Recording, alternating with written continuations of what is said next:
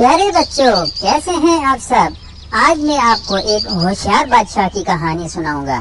ایک دفعہ کا ذکر ہے، ایک ملک میں یہ قانون تھا کہ اس ملک کے لوگ ہر سال اپنا بادشاہ تبدیل کرتے تھے۔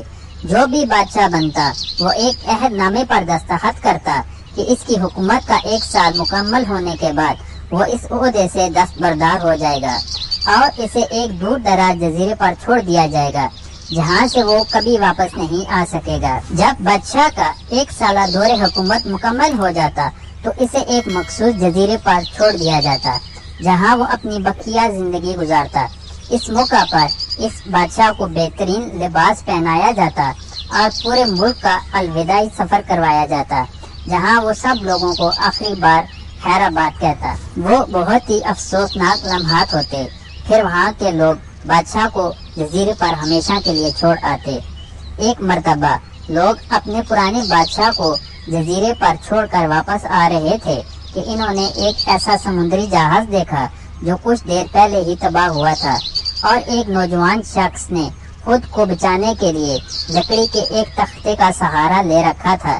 چونکہ ان لوگوں کو ایک نئے بادشاہ کی تلاش تھی، لہٰذا وہ لوگ اس نوجوان شخص کو اپنے ملک لے آئے اور اس سے 1 سال حکومت کرنے کی درخواست کی۔ پہلے تو وہ نوجوان نہ مانا۔ لوگوں کے اصرار کرنے پر وہ 1 سال کے لیے بادشاہ بننے پر رضامند ہو گیا۔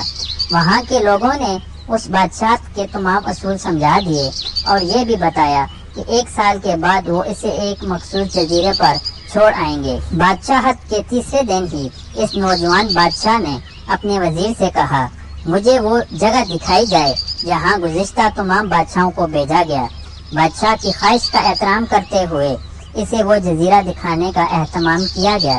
جزیرہ مکمل طور پر ایک جنگل تھا اور جنگلی جانوروں سے بھرا ہوا تھا۔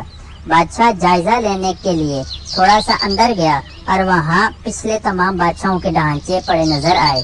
وہ سمجھ گیا بہت جلد اس کا بھی یہی حال ہوگا اور جنگلی جانور اس کو چیر پھاڑ کر کھا جائیں گے۔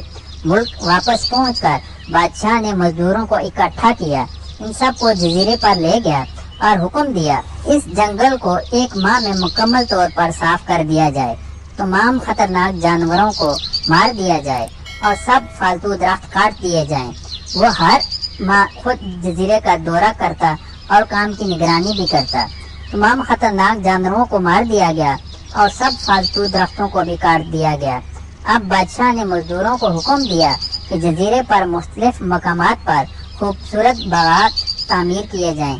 وہ اپنے ساتھ مختلف پالتو جانوروں کو بھی جزیرے پر منتقل کرتا رہا۔ اس کے بعد بادشاہ نے حکم دیا کہ اس جزیرے پر ایک شاندار گھر تعمیر کریں۔ گزرتے مہینوں کے ساتھ ساتھ وہ ایک جزیرہ ایک خوبصورت شہر میں بدلتا جا رہا تھا۔ وہ نوجوان بادشاہ بہت سادہ لباس پہنتا اور اپنی ذات پر بہت کم خرچ کرتا۔ بالآخر بادشاہ کا 1 سال مکمل ہو گیا۔ حسب روایت وہاں کے لوگوں نے اپنے بادشاہ کو شاندار لباس پہنایا اور ہاتھی پر بٹھایا تاکہ رعایا کو خیر آباد کہہ سکے۔ بادشاہ اپنی الوداعی تقریب پر بہت خوش تھا۔ لوگوں نے پوچھا، اس موقع پر تمام بادشاہ روتے تھے لیکن آپ ہنس رہے ہیں، آپ کے اس قدر خوش ہونے کی کیا وجہ ہے؟ اس نوجوان بادشاہ نے جواب دیا، جس وقت تمام بادشاہ محل کی رنگینیوں میں کھوئے ہوئے تھے، میں اس وقت اپنے مستقبل کے بارے میں سوچتا تھا اور اس کے لیے لائحہ عمل تیار کرتا تھا۔ میں نے اب اس جزیرے کو ایک ایسی خوبصورت قیام گاہ میں تبدیل کر دیا ہے جہاں اب میں اپنی باقی زندگی نہایت آرام و سکون سے گزار سکوں گا۔ تو بچوں، کیسی لگی آج کی کہانی؟